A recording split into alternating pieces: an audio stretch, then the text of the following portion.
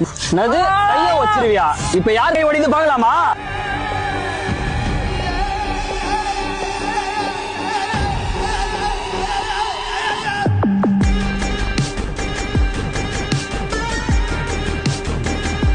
Michael, நான் college படிக்கும் போது எப்படி இருந்தனோ என் தம்பி அப்படியே இருக்கான் மைக்கேல். ஷாம், உங்க அண்ணனை மாதிரி தான் நீயும் இருக்க.